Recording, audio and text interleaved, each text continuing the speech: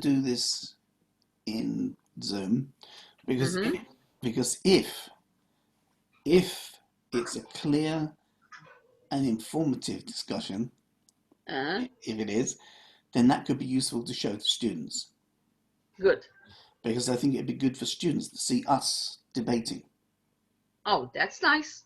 Yeah, Well, good idea. because we talk on a on a bit of a higher kind of level sometimes. So Mm-hmm. now I had Mm-hmm. I in the early hours of this morning I had begin my fourth bronchial chest infection in 7 months. Oh, so sorry, David. Yeah, so at the moment my chest is very delicate. My breathing is labored, and I'm slow in expression, but also slow in listening. So if we can kind of go at an easy pace, Mm-hmm. that would be good. I've got some tea. I might Okay. need to get some water in a minute. Okay. Hmm.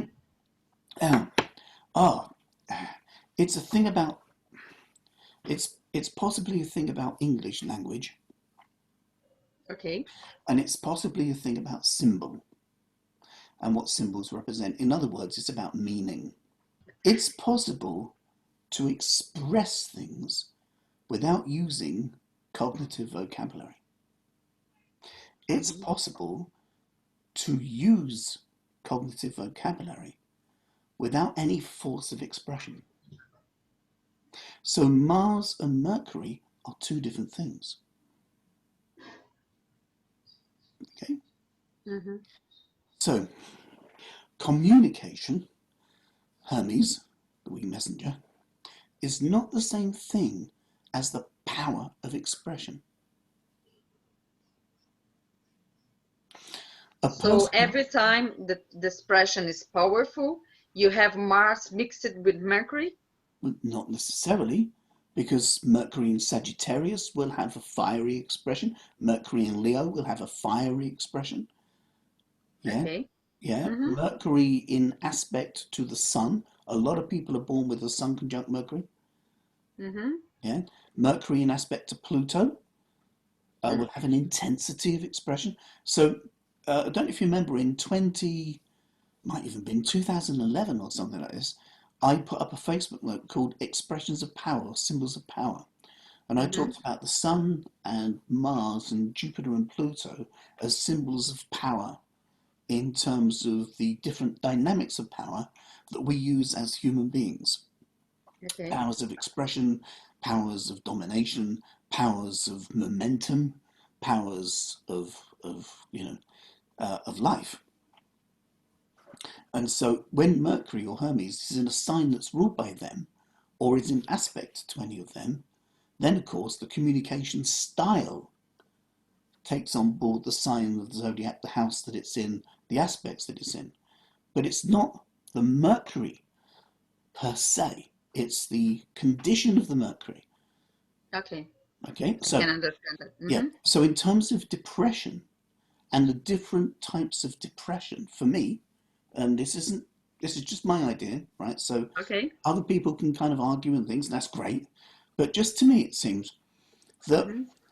if you think about Mars as chi or ki or affect, then we either release it, we impress the world around us, we push our vibe onto the world around us, right? And we put our footprints on the sand, we impress ourselves onto the reality around us. And that's Mars.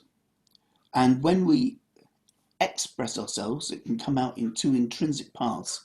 One is assertion, so we can build things in life. The other one is anger, so we can destroy things in life.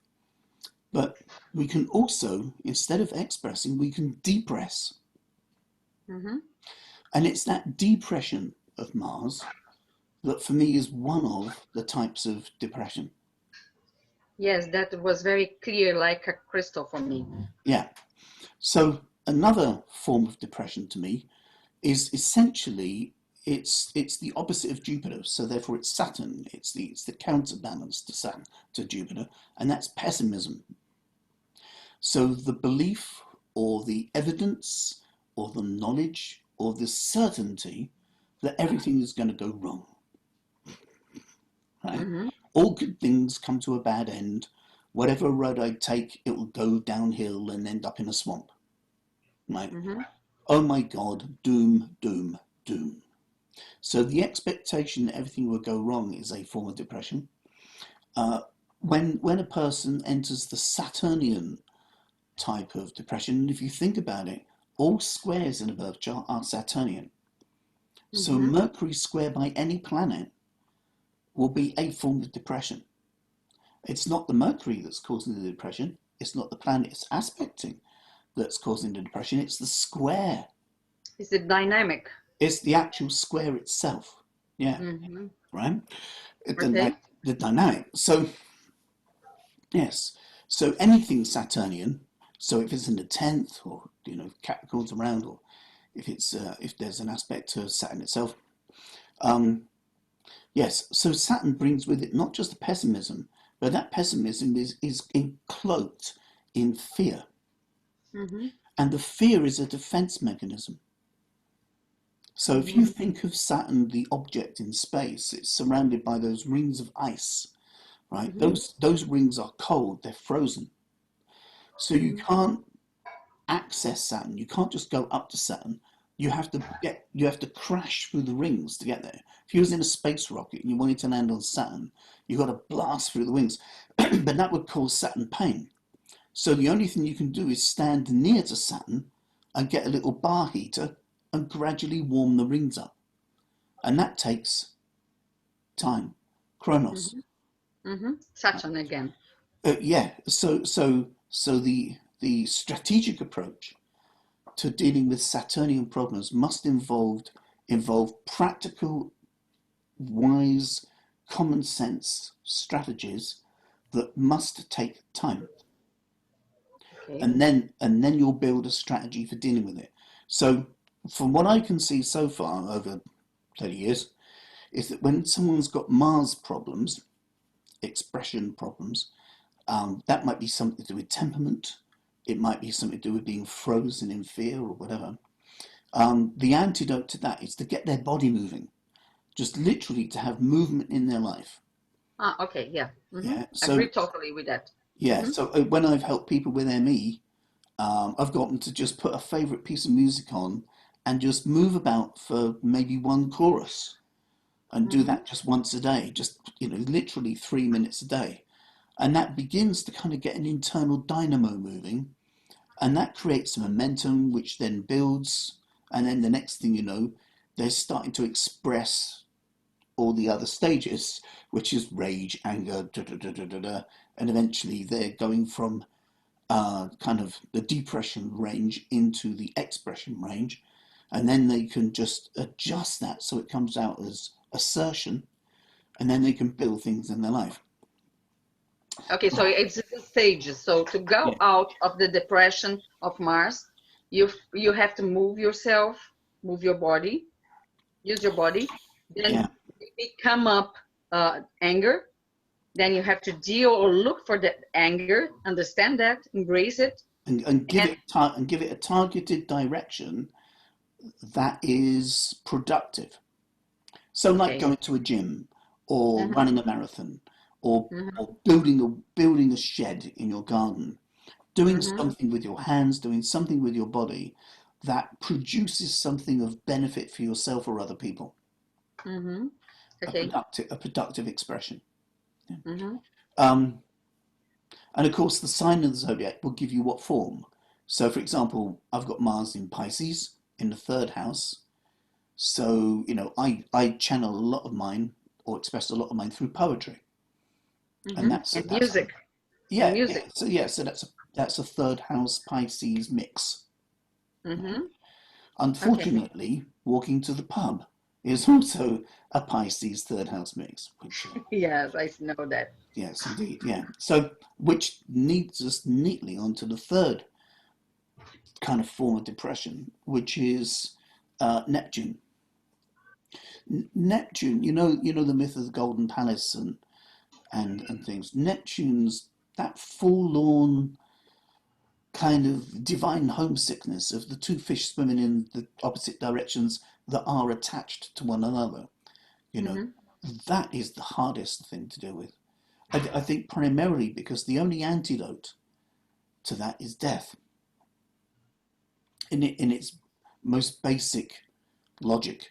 If you take it to the most logical expression, the only solution for divine homesickness is to go home. But of course, the challenge of Neptune and Pisces is to find home here, to be alive on planet Earth in Earth School and have the feeling of being connected to home while you're still here. And So so the Neptune depression maybe is a kind of feeling that you are not belong to any place or something like that. it's kind of it's a feeling of being lost. Ah, It's like, okay. yeah, I would say that not belonging is Uranian. So Uranus is detached, is alien and alienated, being a stranger in a strange world. But that's actually not so bad. That's not a depression, that's just a madness. There's a difference between those two, right? Because if you said to someone with very strong Uranian dynamics, Moon in Aquarius, for example, would you like to be an ordinary person? They go, fuck off, no, right? So, Okay. so not only are they strange, but they don't want to change it. And they feel sad sometimes because I have some clients like with that profile, and they say that sometimes they feel sad because they feel they are disconnected to the common people. They feel they Yeah, but if incarnated you, in the wrong planet, yeah, things like that. but that might not be the Uranian part. That might be something they've got in Pisces, or that might be something Neptunian. Okay, I'm gonna give another look in their charts to Yeah, see. yeah. So let's say if someone had think. Right. So if someone was born, say 10 odd years ago, so they had Uranus in Aries, right? And they've Mm-hmm. got Uranus in Aries in their fourth house. They're going to think like a Pisces, but they've got a Uranian relationship with their family. So they could be, what, a teenager now, just coming in up to teenager, Mm-hmm. born in 2006, the Arab Spring, right? So they're just coming up to being a teenager. They feel dissociated from the family. You don't understand me, man, right? And Uh-huh. yet they're a bit kind of lonely about it and things because their cognition, third house, is going through a Pisces filter. Mm-hmm. So the Uranus doesn't exist in isolation. Okay. Yeah. So I would say that when there's like a high emotional content, then you look for water rather than Uranus. Yes, I agree. So Pluto is very have a lot of presence in things like that. Can do. I see a lot of Yeah. Pluto there. Well, it can do. Yeah. I mean, for me, Pluto doesn't have a life phase because it's ubiquitous throughout the whole lifespan. So we start dealing with our Pluto stuff from first breath, and we continue dealing with our Pluto stuff until our last breath. Yeah, I And agree. so that's why in my astrobography diagram it runs along the bottom, because it's just ever present. So everything we experience also happens within the context of Pluto, and it also happens within the context of the North Node axis. Okay, I have now a client with Pluto conjoined his ascendant, and he's a very intense person, Well, yeah, obsessive too, yeah, yeah. very obsessive. Very, Obsession is a word that I would put with Pluto. Yeah, yeah, very yeah, not compulsion, but obsession. obsession, Yeah, obsession. Right, obsession is the right word. yeah. If you think of like the fixity of Scorpio, uh, so if someone kind of opens up like a tunnel vision, and they go deeper and deeper and deeper into, I don't know, being obsessed with a film star. If they take that to a logical conclusion, they'll be tapping on the film stars, front windows and kind of saying, "I know that you love me" through the window. Like the assassin of John Lennon. Yeah, yeah, just before the police take them away. Yeah, Mm-hmm. Yeah. So, I mean, I went to see Jules Holland once, uh, Mm-hmm. playing in a little place in Marlborough. And me and Rena got there first. So we're sitting on the steps by the door because we, get first in.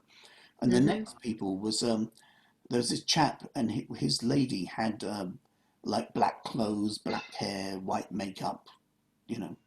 Mm-hmm. And she said, I've got to see Jules today. I said, okay, well, I hope you got a ticket. Right. She said, I've got to see him because I've got to give the dream back. And I shot her, like, yeah, I looked at Rena, she looked at me, she thought, like, facial expression. So I said, oh, right, okay. Well, I hope you're able to do that.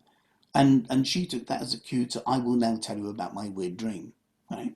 So then we listened to this person's very weird dream, and she decided to not just have a dream and then think, oh, that was strange, and make some toast and coffee, but to travel across the surface of the earth and take all that time and trouble to embody and live out her dream by sitting on the steps on a sunny day outside a hall in Marlborough, so she can please the pianist by giving him his dream back. Yes. So there was possibility of a little bit of kind of Pluto going on there. Mm-hmm. But that takes, yeah, that's not the same thing as the depression, though. Yeah. So does that help? And the reason I wouldn't put Mercury as a planet of depression is because I can imagine, right, that with your Mercury in Capricorn, you could think that Mercury could be a pathway to depression. But, A but, pathway or a sign? I don't know. yeah, That's my question for you because well, maybe I would say it's because of the condition of your Mercury. It's because the Mercury is in Capricorn, and it's the Capricorn that is the sign of depression, if you like. So when you think of the stuff about Saturn, that also applies to wherever Capricorn is in the chart, and maybe any planet expressing itself through that lens. because I have Mars in Aries square my Mercury too. Right, you got Okay. Mars square your Mercury as well. Blimey. Yeah, exactly. Yeah. So again, that means, in a sense, that there's a challenge for you to find ways to express your Mars through language Mm-hmm. in a way that doesn't make your Mars kind of go up and down like a roller coaster, going, yeah, yeah, yeah, like that. Yeah, maybe. So how to go sort of uh, on an even keel.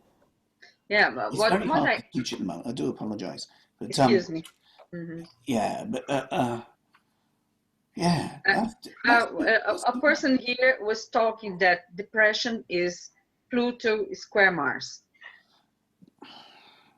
You see, I wouldn't say depression is any particular aspect, but I would say that you'll find dynamics of depression whenever there's a square involved, because that's Saturnian, and there's Mars involved, because that's one of the depression symbols. So it's not the Pluto square Mars as a totality, it's the square and the Mars. That's where the Mhm. depression is. Pluto just happens to be kind of in the mix, Ah, okay. Mm-hmm. you know, Okay. because Mhm. Pluto isn't about depression. Pluto is about repression. Exactly. So when we repress things, it goes in an amnesia box. Mm-hmm. So you very rarely get someone saying, "Hello, I'm very sad today. What are you sad about?" I forgot that I'm sad. Mm-hmm. It's No, not that. I Mm-hmm. never heard anybody say that. No, no. Mm-hmm. So when a person's sadness is repressed, they don't know about it. So they're going, "Hello, I'm having a good life. Hello, I'm having a good life. Mm-hmm. Hello, I'm having a good life." You I keep know hitting that, but yourself. No, I'm not hitting myself. You mhm. keep hitting yourself. No, I'm not hitting myself. You keep hitting yourself. I'm not hitting myself. I'm in denial. Right? I'm in Pluto. Well, was an astrologer saying that you can see what he's saying in a lecture was that he can find the depression in aspects. between squares between Pluto and Mars. That's his affirmation. I would say that you'd find a depression between any planet that square any planet, because it's the square that is one of the dynamic or one of the symbols of depression. I don't remember more. What is the aspect of Mars? Novile. Novile. So Novile maybe have this potential too.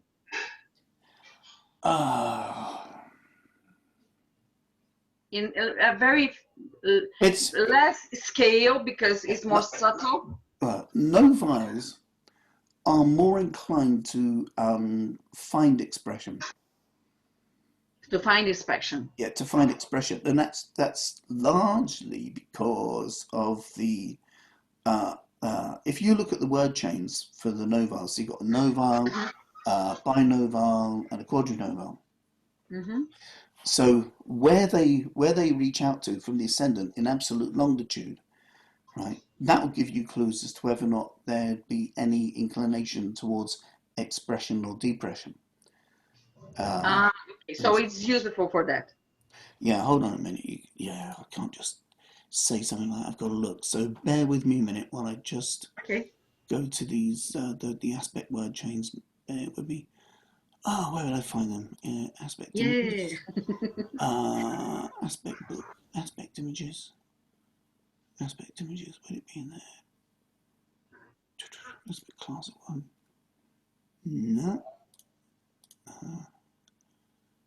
Where did I put those? Oh, it might be in the book.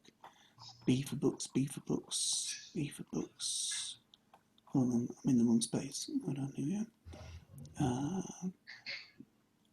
Looking for the aspects book.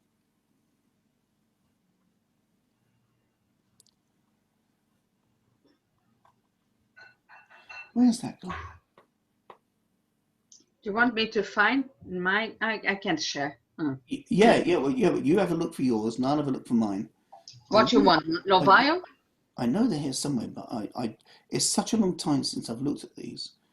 You want Novile? Is Novile that you're looking for? No, well, it's all three of them. Hold on a minute, I've got them. I'm just turning them into images. Here we are. Let's where are we? There's the quincunx. Nova. Okay, so I'm just going to open up the thing there. Wait a minute. I'll open it into an image and then I'll share it. There you go. So now I'll just go back to Zoom and click share. Share, that's it. Click the thing.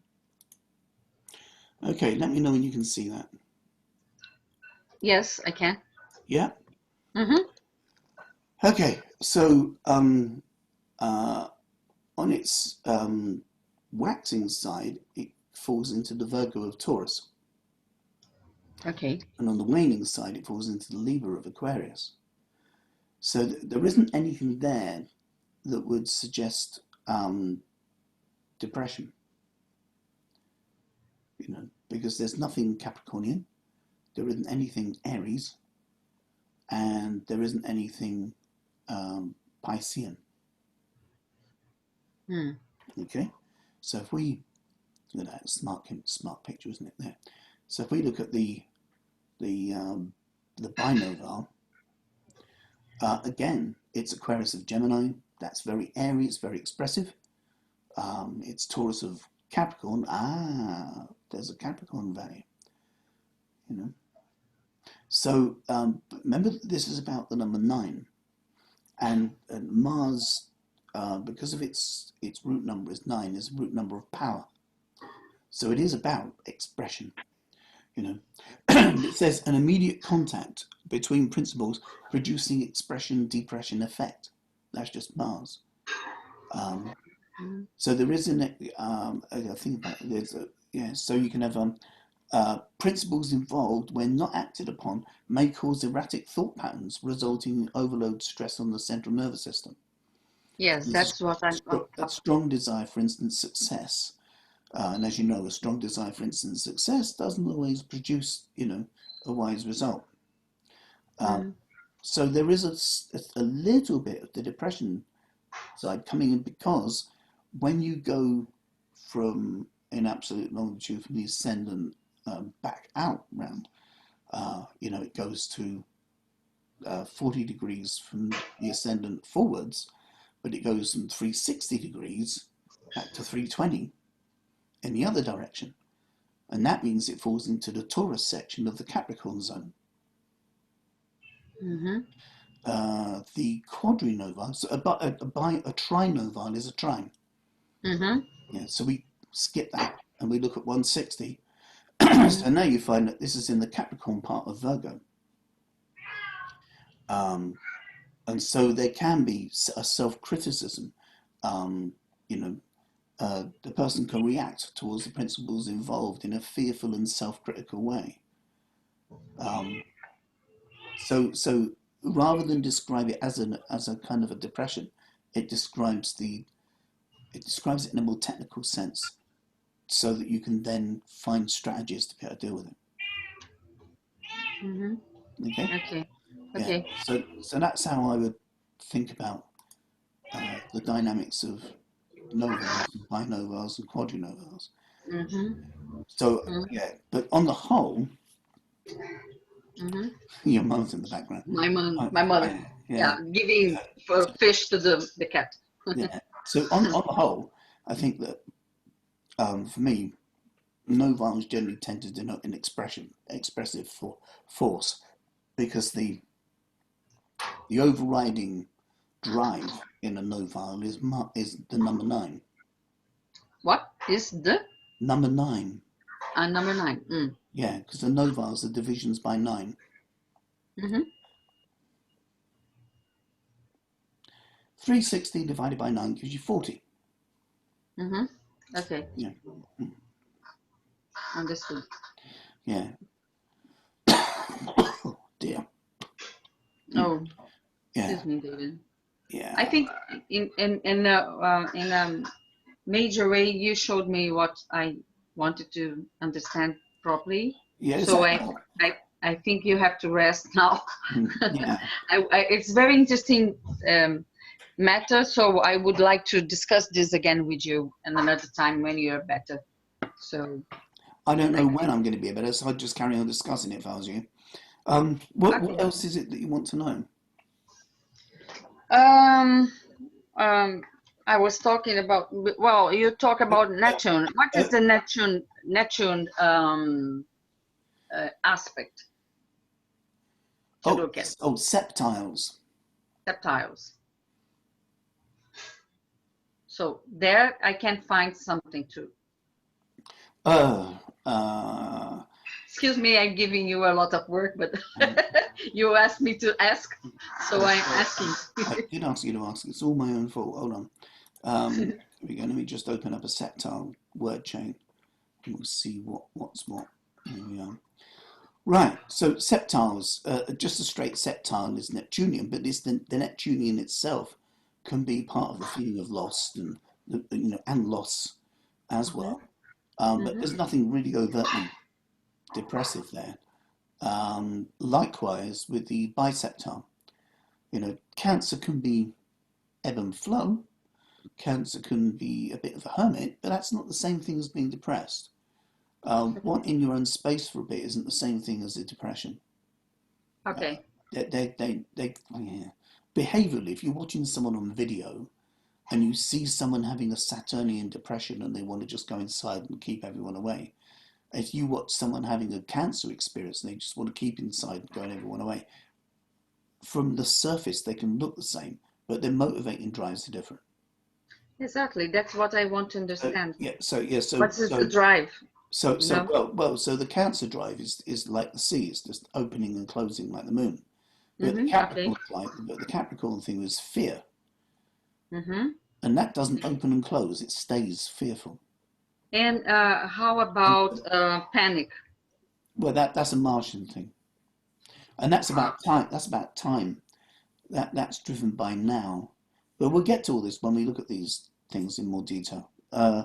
Just have a quick look through. No, the triceptiles fine as well. So septiles themselves don't necessarily lend themselves to a depression, other than there's a kind of a Neptune dynamic. So there's always that forlorn thing, the divine homesickness floating about when it's something Mm-hmm. Neptunian, you know. Mm-hmm. But it kind of depends on what Mm-hmm. cognitive planets, if you like, what inner planets Mm-hmm. are being kind of touched by the Neptune dynamics. You know, so Uh-huh. if someone's got Venus in Pisces or Mercury in Pisces or Moon in Pisces or Mars in Pisces, then it's quite easy to kind of look for a tendency to kind of feel adrift and alone and forlorn and, you know, Mm-hmm. lost and hopeless. Whereas when it's Saturn and when it's Jupiter and Saturn, it's not quite so obvious. Mm-hmm. Um, you know, in a sense, you know, Jupiter being the seeker, I've got Jupiter in Pisces, and so that can be quite a fruitful thing. You know, I mean, in old astrology, of course, it's in rulership. Whereas Saturn in Pisces, I find a lot of people with Saturn in Pisces struggle, because if you think of one of Saturn's dynamics is depression, then it's in Pisces, which Mm-hmm. is one of the Pisces dynamics is that forlorn, hopeless, abandoned, lost thing. You put those two things together, and if they're born at a certain time, uh, mid to late 60s, that they'll have Chiron there as well. So Yes. someone with Saturn in Pisces conjunct Chiron, you know. Mm. I know Understood. someone with Saturn in Pisces and Chiron in the third, Mm-hmm. you know. Okay. So, a panic attack, I thought that have the Saturn in the component Well, because of the fear. You you are no, fear no, to leave your house. You're fear to talk to everybody. The fear but, dominates you. So I what, thought that was Saturnian thing. if you watch a person when they panic, if you were watching them on video, imagine there's a TV film documentary crew, right? And they put Mm-hmm. some cameras up in a room, Mm-hmm. secret cameras, and someone goes in a room and the person in the room is given a message that makes them panic. What would you see them do when there's no sound? It's different. Yeah, The panic but, attack. but The when a panic person, attack is not that way. hold on, That's the problem. The panic attack. you've People do changed, that. you've Huh? changed, you have changed it. We weren't discussing panic attack. We were discussing panic. Panic, No. panic Uh-huh.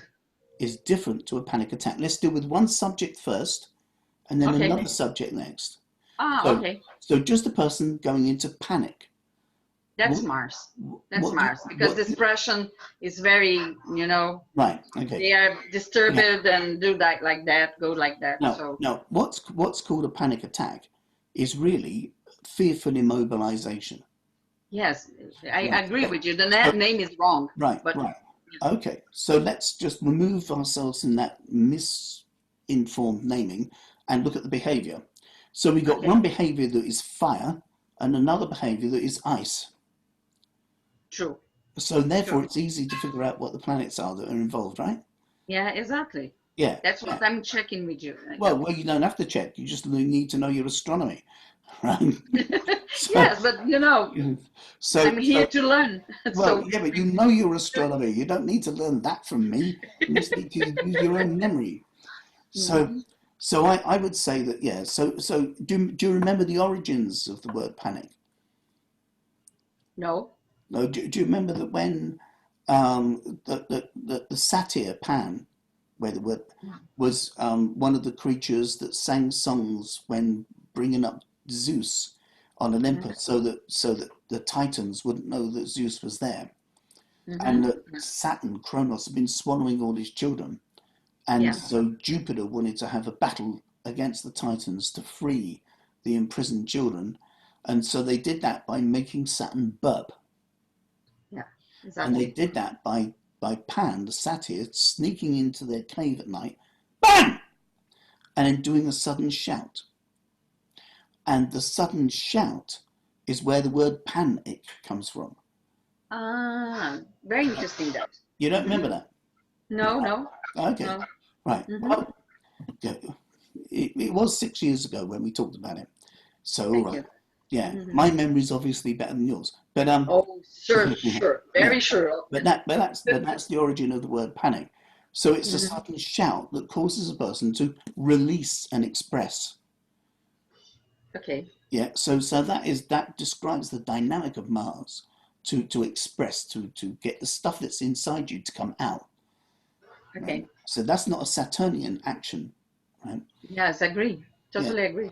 yeah. Mhm. So yeah, and so panic is a Marsy thing, yeah, Uh-huh. The way you're and putting, yes, and it, and agree. it, and it's also something to do with time.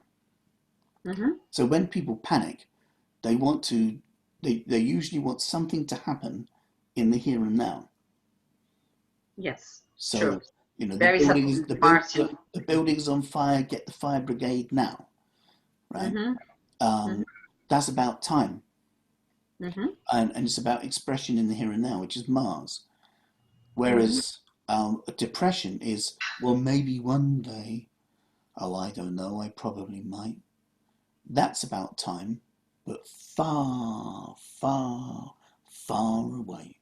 Or it used to be nice, far, far, far away. So all the time frames of Saturnian depression are long. Some people Uh, that have panic doesn't express themselves. They lay down and stay lay down. They have tachycardia, tachy, heart bumping very yeah, hard. but that's if you think of modes of expression and ease of expression, uh, essentially using one's cognition to get your inside stuff to come outside. Which is why Mhm, earlier on, when I was pretending to do a martial expression, I wasn't using language. I wasn't using cognition to mhm. demonstrate that you can be Martian without cognition. Therefore, expression's got nothing to do with Mercury. Okay. Mhm, Yeah, so it's just shouting, raging, rah, rah, rah, rah, it's making a noise. Uh, mhm, you know, it's when you give it a vehicle like words, then you're kind of incorporating your Hermes into that. You know, mhm, so I've got Mars in the third house, so I can be punchy with my expression and be articulate at the same time. mhm. Yeah, Mars in the third. yeah. Whereas some Um, people are just punchy without words, and other people are words without any impact. mhm.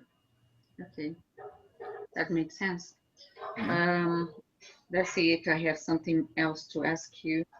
Panic attack is one. I found a lot of clients, David, and that bothers me a lot. I don't know if you can help me, give me some guidance. I have some clients that are very depressed. It's like for me, it's like Saturnian things. Nothing is good. Nothing is gonna work. Everything is bad. Everything is blah, blah, blah. Mm-hmm. How you suggest to take a person out of this kind of place that they are, because I Right. How can I do nothing. that is uh, I use a neuroholistic technique, Mm, and that is to listen very carefully to everything they say and then ask them for more information about everything they say. So if a person said to me, nothing ever goes right, okay, so let's role play for a moment, right? So just say that phrase to me. mhm. Go on, I'm waiting for you to say it. I'm saying nothing works to me. Right, okay. So when you say nothing works for you, um, obviously I know that at the moment your computer's working Hmm. and I can see lights behind you. Hmm. Okay. So, you know, I mean, at this moment in time, your technology is working, or this bit of your technology is working. Hmm. And Do you find that this bit of your technology works for you most of the time, or just some of the time, or all the time? Hmm. Which? Maybe all the time. Right, okay. So when you say nothing works for you, that's not accurate. Hmm. So would it be more accurate if you expressed it as some things don't work for you and some things do? Hmm. Okay, what I'd like you to do is I'd like you to get a piece of paper and put two columns, things that work, things that don't, and then make a list of all the things that don't work and make a list of all the things in your life that do work. And Hmm. then come back to me when you finish the list. And what we do then is we'll look at the stuff that isn't working and see what we can do to each one. How's that sound? Hmm. Okay, sounds good. Yeah. So that's a Saturnian approach. Hmm. Yeah. Okay. Piece of paper is an object. It's a physical. Remember, Saturn is the planet of crystallization. Hmm. Saturn is also the planet of rules. Hmm. Right? So, and of science, of the logic of science, the common sense, the wisdom of science. Right? Hmm. So, if a person says nothing works for me, and then it's found to be untrue, that's not Saturnian. So Saturn would go, it's wrong to tell lies, right?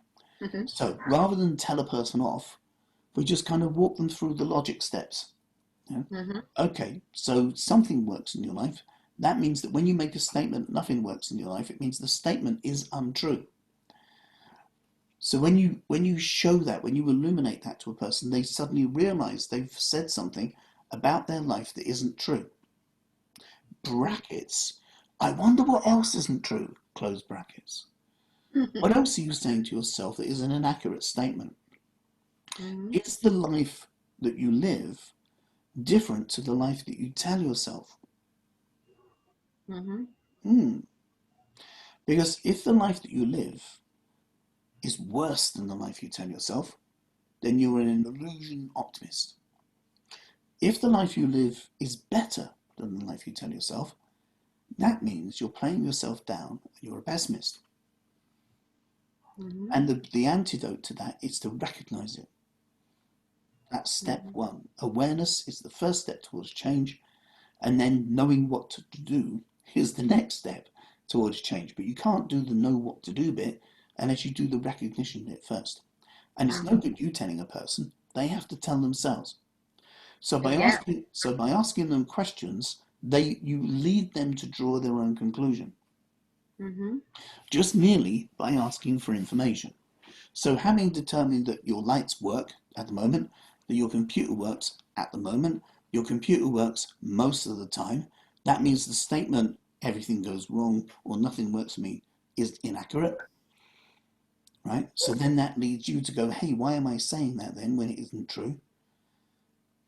So we're on the pathway to being able to work out a distinction between the things that do work, the things that don't work. We can then celebrate the stuff that works and then explore each of the things that don't work one by one and fix them like an engineer. Hmm. If So, possible, if it's in her hands to do it, because sometimes people say that things don't work, but it's not on their reach to do it. It's something that depends on another person, another situation. can It's you, something that I think sometimes people have an expectation uh, um, bigger than their reality shows. well, yeah, well, then you need to kind of talk about that too. Like if someone says, well, no one's bought me a car, Hmm. well, um, do they have to? Where'd you get the notion from that they should? Hmm. It's not fair because someone else had their daddy bought them a car, you know. Hmm. Well, where did you get the notion that life should be fair? Hmm. You Yeah, know? exactly. And The so notion of reality sometimes is yeah, lost. I know. So you have to start from the beginning with them, and basically teach them the building blocks of life, which I know it would be really good if their parents did it, and I know it would be really good if the education system did it, and I know it would be really good if BBC documentaries did it. But some people don't know things. Mm-hmm. And so when they encounter us who do know things and they're going to give us money for telling them things, then tell them things in exchange for money. And that's called making a living. And it's okay for you to be a teacher of the building blocks of life, because that's what an astrologer is, isn't it? Yeah. Essentially. You know, Mm-hmm. so you might think that astrology is just talking about a person's karma or their soul or their relationships or their psychology.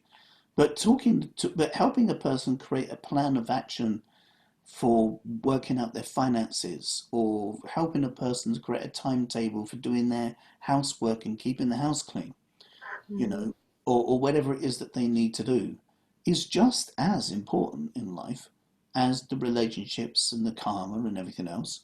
I agree Yeah. totally. That's what I do because I think that's why I mix psychology and astrology because I Right. think But I would it's also, as a tool to help yeah, people, well, no? put engineering in there as well. Mm-hmm. Yeah, I think Help the so. person's life to become an efficient machine. Yeah, but what I So found more that's important. difficult, David, is when a person comes with a script to show you that nothing will work. They trace a kind of a script like a movie and showing first of that I work in a company for 30 years and then they give me opportunity and now But that, have another lady yeah, there that but can that, right, I understand that. That's the person's history. But when you say the phrase "nothing will work," right? mm-hmm, Um, can I ask you a very personal question? mm-hmm. Can you feel the sensation of breathing in when you breathe in? Yeah, Can you feel the sensation of exhalation when you breathe out? sure. Okay, so when you say nothing will work, your respiratory system is working. Mm-hmm, Okay, and can you hear me? Can you hear mm-hmm, me? mm-hmm, yeah. Right, okay. So the sound connection is working. My sound bouncing off a satellite in space and then beaming down into your computer, that's working. Mm-hmm, Okay. Your inner ear is working. Your ability to comprehend meaning is mm-hmm, working. So your central nervous system is working. The diaphragms in your speakers are working. The electricity in your house is working. The fiber optics and your that link up to your computer, that's working. The mm-hmm, satellite is working. The interstellar stuff that bounces around, that's working. The diaphragms in the equipment at my end are working. My voice is working. My ability to express myself is working. The meanings that I comprehend in my head as I say a sentence and express words to you, that's all working. Whew. Right, so when you say nothing is working, are you sure? She's one. I have one in special in You my see, mind now, see, when as an example. so that's how I would talk to a person, and then when they start to go, no, what I mean is that this particular part of my life hasn't worked, isn't working, and I say, do you mean it isn't working, or do you mean it hasn't worked yet? Because does the future have to be an echo of the past? Mm-hmm, Do they have to be the same, or is it possible to make something different? And so that then puts the person in a philosophical position of deciding if they are destined mm-hmm, or not they can change it. If they're destined, then what on earth are they talking to you for? Because if a person's absolutely certain that their problems are going to continue, they wouldn't waste time coming to see you. yes, they can because they can use me in the future to see. I tried to work Ah, yeah, with but a hold on, hold on. specialist and But didn't work. but all they So can it's see. another thing that she puts in, the some to say Debbie, they, excuse hold me, the expression. hold on, hold on. The Yeah. the person you're referring to, Mm, uh, you've got a lot of um, anecdotes there, right? You've got a lot of stories, and I can mhm, see you bursting to tell me about this example and that example and that example and this example. Right? That lets me know you've had a lot of interactions with this person. Mm-hmm. Okay, and it also lets me know that you're not getting very far because you keep going round and round and round the same old thing. Right? And Mm-hmm. she's got herself in like a loop. Mm-hmm. So life is Exactly. da da da da, life is da da da da, life is Yeah. da da da, Yeah. life is da da da. Right. Well, then you need to address her belief system. It's a philosophy that's out of kilter because she's not seeing change around her. One of my students, he did his thing. Um, his office looked down onto like a wide road that was there were lots of trees and all this like wide road outside his office, and every now and again there was a little bench that people Mm-hmm. could go and sit and watch the world go by. And so he would say sometimes to a client, now, what I'd like you to do, thank you for letting me know, having listened to this person go yag, yag, yag for ages, he would then say, what I'd like you to do now is, you see that bench down there outside by the trees? I'd like you to go down there and sit there for exactly 17 minutes.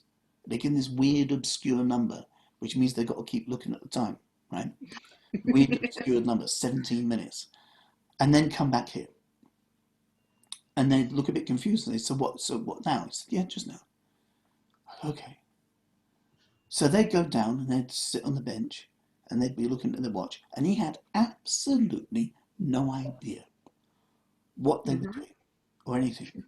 But by the time they've come back, they've decided for themselves the purpose of the instruction. And they go, right, you got me to do that, so I would think about this, this, this.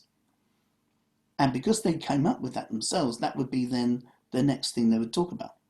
So the client would find their own kind of things, and that sense of telling them to go do something else is a very Milton type thing to do, right? Mm-hmm. So, Yeah. so, Yeah. Agree. so it Mm-hmm. gets them to go outside of the expectation. And that's the whole reason for it. They just go outside of the expectation. The expectation is they're having a session in the office. Mm-hmm. The unexpected thing is to be told to leave the office, leave the building for exactly a certain time period, then come back and then report. But not being given any topic to report on, just come back and report. Mm-hmm. And so that would take them outside of their kind of, yeah, the expected narrative. And I sometimes, may I tell you one story of Milton Erickson? Very good. sure. A client was complaining every time, come with the same problems, the same complaint every time. Then Milton said, and she said to him, "You can't cure me. Every time I come here, we return to the same points." And he said, "Yes, I can cure you, but first you will go to the supermarket next here, buy two broccolis, one how you say how you say yes, one of that, you know, a pack, huh? A pack. Put the two broccolis on a pack, and you have to walk with these two broccolis for 2 weeks, and then you come back. But I can go. You have to go everywhere with the two broccolis. It's not possible. You have to go." And then they went out, and the broccoli starts to, you know, smell because it's very bad when the broccoli uh, melt. Huh? And then he come back without the broccoli and said, you are crazy. Make me with the pack with two broccolis inside. They are stinking." Then he said, "Yes, that's the way your problems are sticking too. You love to carry them around like the broccolis." So then she started to, okay, let's work. Let's work. So I found this very clever. Yeah, so what Milton would do is he would look at, the structure of the person's experience. So rather than get tangled up in their problem, he'd look at how they're constructing it linguistically. And Mm-hmm. then and then he would address that. you know. Mm-hmm. Yeah. Yeah. So by when a person says nothing's working in my life, you then look at them and find one thing that you think is working. Then ask them if you think it's working. If they agree it's working, then that immediately means that their statement is incorrect. Mm-hmm. And Okay. that means then they have to create a new statement that describes the reality accurately. Mm-hmm. And that's the Okay. beginning of, opening doors to change. You know. Mm-hmm. And Mm-hmm. so quite often people use generalizations, and they say Yeah. things like, you know, all teachers are bad. Teachers are Yeah. bad. Yeah. Mm-hmm. Which teachers specifically? Well, the teachers I had at my school.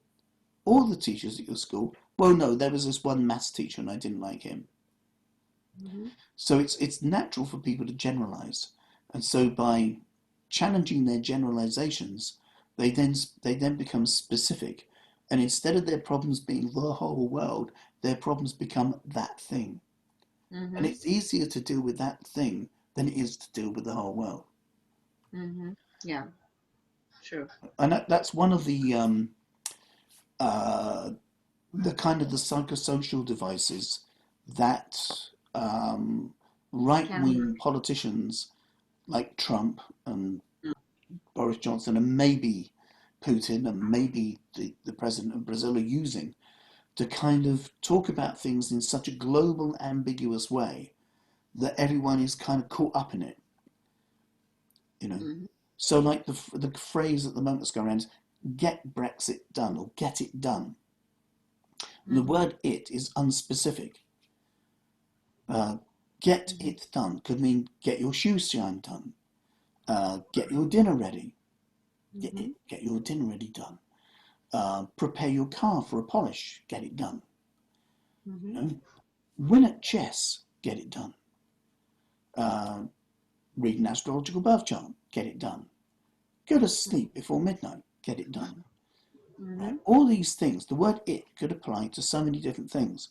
So when a person hears the phrase get it done, they apply their own meaning to the word it. So all the different people with all their different versions of Brexit buy into that phrase because They attach it. they give their meaning to it, right? And that means then Boris says we're going to get it done. Everybody thinks he means I'm going to get what you've got in your head done. Mm-hmm. And so then they find it in it's enchanting, you know, because whatever your personal hopes and dreams are, if Gandalf the wizard comes along and says I can do that for you, you're going to, oh, thank goodness, I've been waiting for a parent to do the hard work for me. Please go ahead and do this, and immediately kind of puts the population into the kind of the position of being a child, Mm-hmm. being parented. And then they use very kind of childlike teenage bullying language. Mm-hmm.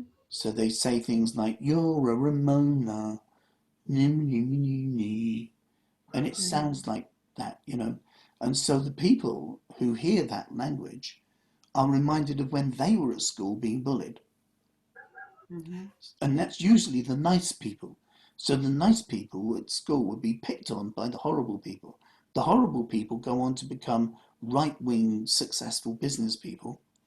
And the nice people become doctors and nurses and firemen and social workers and astrologers, right? Mm-hmm.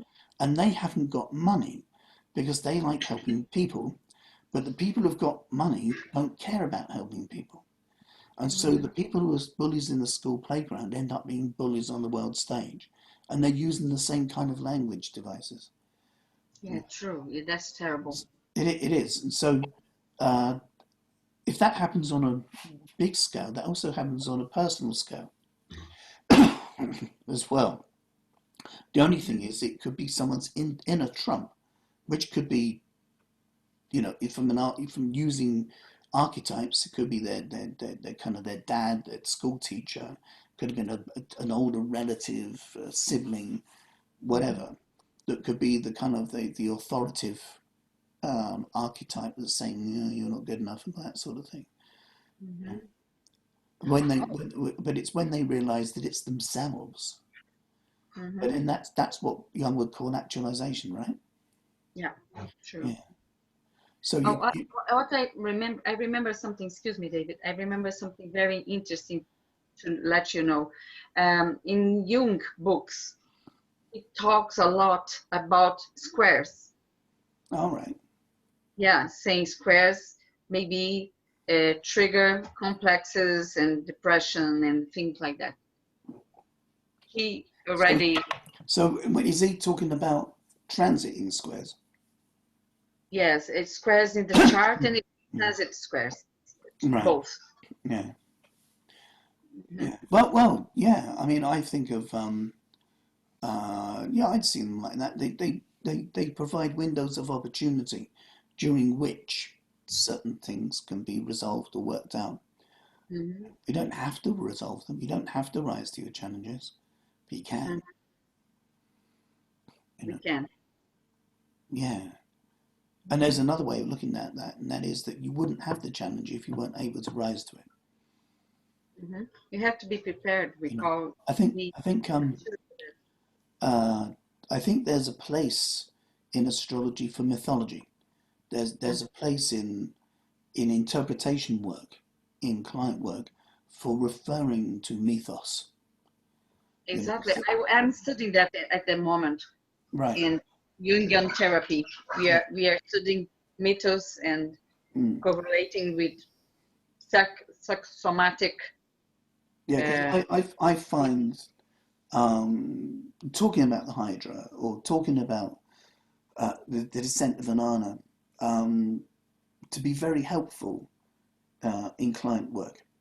You we talked yesterday about the 12 labors of Hercules. know. All right. Have you It got was Alice? very interesting, very, very interesting. Have you looked at Alice Bailey? I have the book I read a few years ago. I have to read again. Yeah, I read it. I read it in, oh God, I read it in must have been 84, eight. Yeah, same here. 30, 30 85. odd, 30 odd years ago. Yeah, a long time ago. Yeah, Yeah, me too. yeah. And uh, it was on my it's on my reading list, or it was on a reading list. And the only student I know that got it and read it was a lady called Gaynor in the early 90s, and she got a lot from it. I got a lot from it at the time I read it. Mm-hmm. But I when I read it, I'd never heard of theosophy, believe it or not. Mm-hmm. And so I didn't understand the context of her writing. So that was in a time when I thought that all spiritual writing was similar. I certainly didn't know that in Western magical tradition there were so many different kind of branches and sub branches and things like Mm-hmm. this. So to me, the Rosicrucian stuff was the same as Hermetic stuff, was the same as Golden Dawn stuff, was the same as Theosophy. I didn't think there was anything different between it all. And have a problem now. I found read already three different authors about Greek mythology and have a lot of versions of. Yeah, what actually, yeah, what you've got is a lot of interpretations. Yeah, exactly. I It's know, very. yeah, well, you know, if you take a birth chart to an astrology conference, how many differences in interpretation can you get if you ask everybody to say, Yeah, yeah, a right, lot. Yeah. right. So if you go from ancient Greek into Latin, into what, Portuguese, or into English, or into English then Portuguese, every single stage there's potential for misinterpretation. So Exactly. you know, I tend to stick to Robert Graves Mm. largely because you got to have a you got to have a benchmark and say, Robert Briggs is the name. yeah, Robert Graves, yeah. Robert Briggs. So you need a benchmark of interpretation and say this is the interpretation version I'm going to refer to. So like if you were going to do some work on autonomy, right? Uh, Mm-hmm. you then need to select which interpretation book you're gonna use, Exactly. right? And then when you're writing up about it, if you're going to write up about it, state that I'm referring to Ashman's text, for example, and then only use that one, Mm-hmm. you know, Okay. and maybe compare some paragraphs from Ashman's to one of the others, and say, you know, this interpretation's got this angle, but Ashman's got this angle, and then have a discussion about that, and that's really interesting in itself, and you can do a whole paper just on that. You know, Exactly. all right. So you could take something like Lily, or you could or whatever, and then Mm-hmm. talk about how people talk about it, and that would be a paper on the MA. Then that would get you a mark if you were Mm-hmm. doing the MA. So because it's astronomy and culture, or astrology and culture. Mm-hmm. So yeah, so when you're things, you need to select a kind of like a favorite interpretation, and then use that as your kind of standard or your Mm-hmm. platform, and then I, I, compare everything else to it, rather than float about. yeah, exactly. Well, I have to choose first, but I'm Yeah, researching I because I was very surprised with that. yeah, well, I I tried chose I chose Robert Graves because I had a Robert Graves. I had a bit of a romantic liking for hippies, Mm-hmm. and so Robert Graves wrote a book called The White Goddess, and there's a battle of the trees in that. Rowan and Willow were tardy in the affray, is what I remember. Mm-hmm. But that book Mm-hmm. came out at a time when books on witchcraft were very um, scarce, very rare. Mm-hmm. And apparently, it was one of the texts that inspired Robert Plant to begin to write um, Stairway to Heaven. And so, Is that the name? The way I wrote the here in yeah, the that's chat? it. Yeah, yeah, you Yes. got it. Okay. Yeah, Thank you. so I've got somewhere down there, I've got Robert Graves' Greek Myths, Volume 1 and 2. Mm-hmm. So I'd head for those. Greek Okay. Myths, I, Volume 1 I and 2, for remember you example. had Larousse too. Larousse. Um, oh, the what? The world mythology. I think so. I don't remember. Yeah, You should. I had the Larousse book of world mythology. I loved it, and I lent it to someone, and she didn't give it me back. And I got in touch with her. That she was a Mhm. student, and she was a student for a bit, and then she dropped out of classes and took my book away, Oh and my God. and never came back. And yeah, I had a deep. You just reminded me of it. I wrote to her years ago, and she said, Mhm. "Oh yeah, I've still got your book. Maybe I'll get round to coming back with it." And of course, I moved and lost touch, and I've forgotten all about that. Yeah, I'll have to get a copy of that sometime. I don't, because for me, the Rouse book is about every mythology. Okay. And so, there's bits of Shinto, there's bits of Osho, there's bits of, you find all sorts of stuff in it. Right? Hmm. It's a bit like reading Robert Gray. No, yeah, not Robert Grace. Who is it? Who's the Golden Bough? The Golden Bough. Fraser. That's it. It's a bit like reading Fraser's Golden Bough. It's so broad because Hmm. it's looking at every mythology in the world, or the Like Joseph Campbell. anthropology of every mythology in the world, that And Campbell do that too. it's too much to kind of assess. Hmm. So I find that Graves just short 2 volumes, Greek myths down. You can Hmm. kind of focus on that, Hmm. and it gives you a benchmark. And then what I do then is compare that to Susportus's versions, Hmm. right? Okay. Not because I'm saying that Susportus is an authority on Greek myths, but largely because I like the way that he migrates mythology into life. Okay. So he has this wonderful skill of being able to say, here's the myth, here's the behavior, Hmm. and I like that connection Yep. he makes Hmm. between the mythology and how it comes out in human behavior on a day-to-day basis. Hmm. So whether he's mythology sources are authoritative or not, I Mm-hmm. like what he does with it. Mm-hmm. That's And helpful. so for Very. me, if something fits with the supporters version and it also fits with the Robert Graves version, then I Mhm. tend to use that as a kind of like some form of personal subjective reference point. Okay. But apart from that, I haven't studied classics, so I don't know. Mm-hmm. Um, you know, I have you I need to have get a book here, but you you need know, to get you need to get a master's degree in classics and theology to be able to discuss that properly, and I haven't got time to do that. So neither I. yeah, so I don't know. Uh, yeah, Mm-hmm. you know, I mean, Okay. I did that kind of broad sweep of looking at everything. Oddly enough, during my Jupiter phase, Mm-hmm. you know, with Jupiter and Pisces in the third, I just read as much as I could, and it all went in. I don't know Mm-hmm. where it went, but it all went in. Uh, and so it's all slooshing around in there somewhere, and it comes up when it's useful. Oh, Um, that's very you useful. know, yeah, but if I, you know, but I couldn't write a paper on half the stuff that's in Larousse now. You Mm-hmm. know, I can't even remember the contents. You know, I must have read of Norse stuff, Neanderthal stuff, all sorts of stuff. Mm-hmm. Um, yeah, but it all gets jumbled for me because some of the old pagan books that I've still got up here, Mm-hmm. um, the information might be in my head, but I don't know which book it came from. Oh, You know, there's that as well.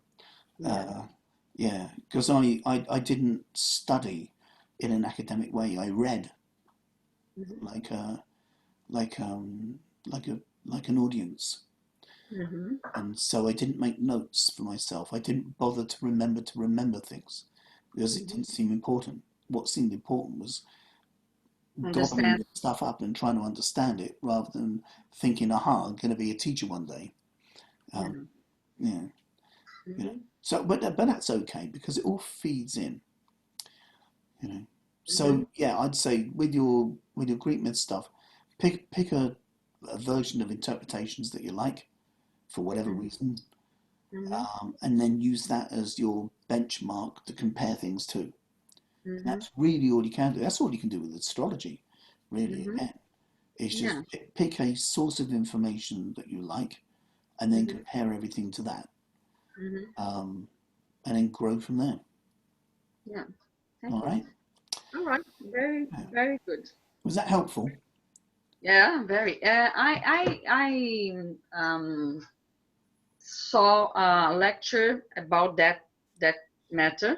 If I have time, I don't promise, but if I have time, I'm gonna translate for you because maybe it's a good references to critique, to think about it, and other ways to look for the things. So I will translate for you. Okay? Okay. What you mean about critical thinking? No, it's about depression. It was a lecture Oh, about depression in Rio in the Congress right. and talking about kinds of depression they find with examples of charts. But I think the examples are very poor, in my opinion. Very, very poor. It's only one example. You But need see, there's more. another thing about, I Mhm. guess, you know, uh, the meaning of meaning. And so, if a person says they're depressed, do they mean they're sad? Do they mean they're upset? Do they mean they are inhibited for a moment? Do they mean they're fearful? Do they mean that, you know? So, Without hope. well, okay then, even then, pessimistic, without hope, right? Hmm. So, all the different things. Um, what does a person mean when they say depressed? Which is why I decided to kind of look at the astrology symbols and find different lenses and then find different strategies to deal with each lens so that Hmm. I can kind of look at what sort of depression a person's got.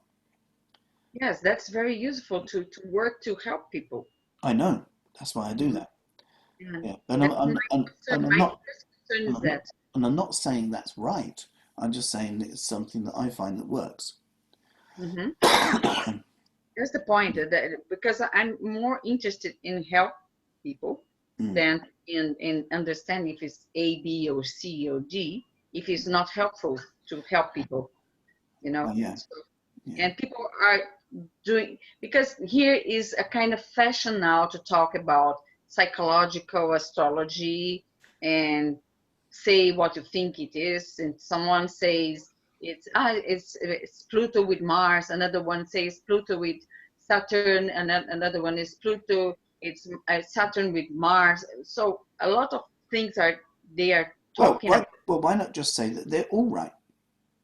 Hmm. And what they're doing is they're talking about astrology, you know. Hmm. Because if you think of say, uh, if anything Saturnian, anything Martian, anything uh, Neptunian, so that's all septiles, all squares, all novals, all quadrinovals, all binovals, all septiles, biseptiles, triseptiles, and all squares. That means anything in the 10th house, anything in the first house, anything in the 12th house. That means anything in Pisces, anything in Capricorn, anything in Aries. All of that recipe for depression. Off you go. That's a lot of chart. That covers a lot of area. In Yeah. eighth house. In eighth house. You didn't No, say no, eighth because house. that no, because repression isn't depression. They're different things. Hmm. And that's why they've got different words to describe them. Because the words are different because the meaning is different. Did you see this new film called Joker? No, I recommend you expressly to see it, to what for? watch it, What for? because this film, and especially this film, shows the construction of a um, sick personality. Okay. Are you aware that I'm an? Are you? Psychosocial influences, you know, it's I, very, very good film to see. good. Are you aware that I'm an astrologer? Yes, I know. Right. So I don't need a fiction film to tell me what I already know from astrology. I'm not telling you to see it to learn something. I'm telling you to see it because you will see all the things working in a very good work. Okay. Are you, Where? are you aware that I have? Are you aware that I have 4 planets in Pisces in the third house? Yes, Okay. So you know that I've got like a cinema in my head, yes. right? And so that when I'm reading astrology 30 years ago, 40 years ago, or 38 years ago, the cinema in my head was doing all that. And it's Mhm. still doing it now, and it's been doing it with every person I speak to. It does it all the time. Yeah. So in order for me to be able to read a chart at the depth that I do, I must have done all that cinematic stuff first. Yeah. Mhm. So I could look after my health. I could sleep in the afternoon if I wish. I could get dressed, go out in the rain, go to a building with lights and buzzing things, and spend money watching someone else inform me about a process that I already understand. It's not that. I think it's worth it to see. You don't need to go there now. What, what you This mean? is Do you mean public. for? When But come to Netflix, do you you mean can. for Do you mean for entertainment? Yes, Oh right. I'd rather watch a band. yes. I know you prefer. Yeah. So I don't need to go to the cinema to get the information because I've already got that. So I'm not going to go to the cinema for the entertainment because I'd rather spend the same amount of money going to see a band or go driving myself to an open mic and being my own entertainer by maybe singing a song or reading some poetry to an audience. I'd much rather do that than go and see a film about something that I have no interest in.